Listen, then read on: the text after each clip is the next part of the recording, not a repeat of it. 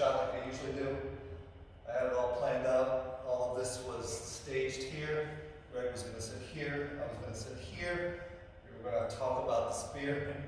But I'm like, oh, we're not 6 feet apart. Damn you, COVID. So I had to redo everything, and now Greg's way the hell over there. I'm way the hell over here. But I think we are good because we take COVID seriously. And we got 7 feet, almost 8 feet. So we're legit, we're safe, and we are ready to go. So this beer release that is happening this Friday is a collaboration between Greg Irving, he's with the SAAZ Homebrew Club, and something that we did in the Valley about a year and a half ago, May of 2019. But no, we'll talk about Greg. Greg, what's your brewing experience? Oh wow, yeah, thanks a lot for having me, Ron. I appreciate that. Yeah, I've been homebrewing for over 11 years. I've done it all, I think. I think I've worked with a lot of like, local breweries. I like to compete in brewing competitions. And so yeah, it's just that's my thing, right? It's homebrewing awards since yes, a couple of awards, some bigger ones like national gold medal, silver medal, and bronze. I've actually placed in all 3 categories. So just last year took gold medal with my good friend Mike England. We placed with a Dortmunder with a gold medal. So that was in the national competitions. That was huge. So yeah, that's my thing. I don't like to talk about the awards all that much because I just like brewing and I like sharing. And this is this collaboration. I think is a true testament. I think to kind of our ingenuity that we bring here. And you've been in the SAAZ Homebrew Club, which is the Greater Akron Homebrew Club, for how long? I've been a member for probably 4 or 5 years now. Yeah. Maybe a little bit longer. I don't know. Yeah. Do you remember how our initial collaboration in the Valley happened? Yeah, I do. Actually, I do remember that moment because, I was really big on the brute IPA, and I was really, really stoked. I was like, Ron and I are gonna make a brute IPA, and it's gonna be great. But Ron, you had a different thought. I don't like brute IPAs. Not to say anything against Greg's brute IPA, but something didn't work. But I never brewed the brut style, and it's interesting.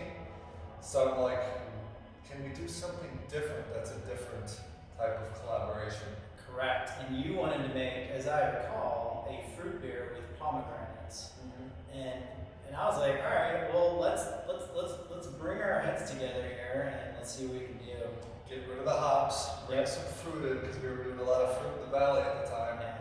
And it kind of went into we can kind of make champagne that doesn't taste like beer, maybe. Yeah, exactly. And for those who are not familiar with the brewed style, it's a champagne-like IPA. That's the brewed IPA style. So we took kind of the best of both worlds, a fruit beer and a champagne-like, style, and married them together. Yeah. And the actual concept of it was, ever since the Valley opened, we only have a beer license. So you get a group of ladies that come in. A couple of them don't like beer. They're like, do you have any wine? Do you have any cider? We're like, no, we don't.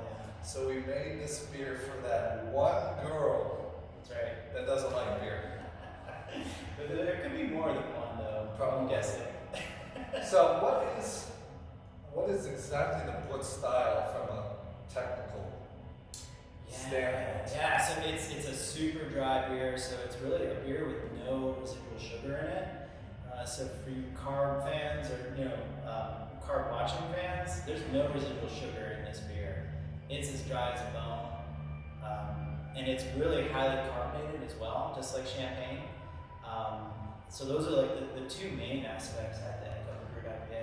Or of a brewed beer. Sorry, And for the science people, how we achieve this is, most beers we mash, we get a spectrum of sugars, simple sugars, complex sugars. The yeast only like the simple to medium complex sugars. Once the sugar chains get too long, the yeast don't eat them. And that's residual sugars. It's the malty backbone in like reds, Rubber City Red. It's the malty backbone in IPAs. It supports the hops, stuff like that. It gives its balance. So we throw an enzyme during the mash and the fermentation that snips those sugars into digestible sugars for the yeast. So the yeast are able to eat all the sugars, and it gets bone dry like a champagne. Correct. So yeah. So tell us about the name Rose Grenade, because that didn't come from me, I believe. That was all Greg. I don't know. Was it? Yeah, maybe. Okay, all right, maybe it was. We are. And it's called the... Oh, go ahead. How do you want people to call it? Oh, it's going to be called Rosé Grenade. And people are going to call it the Rose Grenade. Rose Grenade, yeah. Thank you, yeah. So yeah, Rose Grenade, it's really, we're taking like two French terms and we're kind of like, what's the best word for it? Bastardizing the French words, okay? So rose meaning like rosé, as in like the color of a rosé champagne. That's where that comes from. And then grenade, or I should say grenade, is the French word for pomegranate. So Rose Grenade just kind of rolls off the tongue, actually, and it really captures the essence of this beer. It's 10%, so be careful when you pull the pin. So, all right, let's crack this open. Yeah, let's do it. Yeah. So 840 pounds of pomegranate in this 20-barrel batch. Fantastic. You can see it pours beautifully. Look at that. Carbonation, highly carbonated. Beautiful color too. The perfect rosé color right there. So tell us about the ingredients that are in this beer. Yeah. Greg kind of came up with the major ingredient formulation to pair with the fruit and the dryness. Yeah, so it's a simple malt bill. Really, it's Pilsner malt. It's a little bit of like flake maize and a little bit of flake barley. So it's a very simple, straightforward malt bill. You really don't want a whole lot of powerful flavors coming through in this finished product, and you just really want it to taste. Really, you want the pomegranates to come through and that effervescence. Really, that's what you really want to. So we're kind of hiding the malts in this case. We're not making a stout or anything where you need to have these huge, big flavors. Simpler the better, and it's also easier for the yeast to digest all those simple sugars. So let's get your thoughts on this. I'm gonna use A straw. straw? I've got a herniated disc. The brewery's trying to kill me. That's why I look a little bit stiff on camera.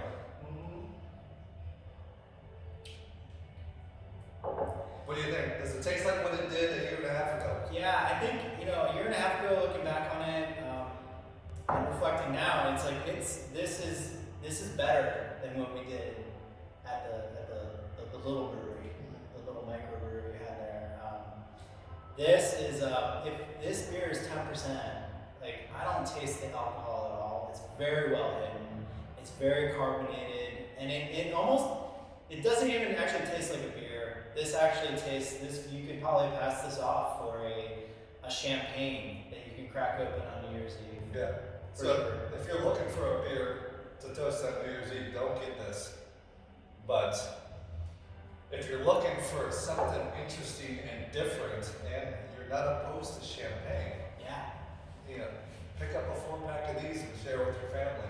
Yeah, share this with your wine friends or your champagne friends that want to open this on. That typically open champagne on New Year's Eve.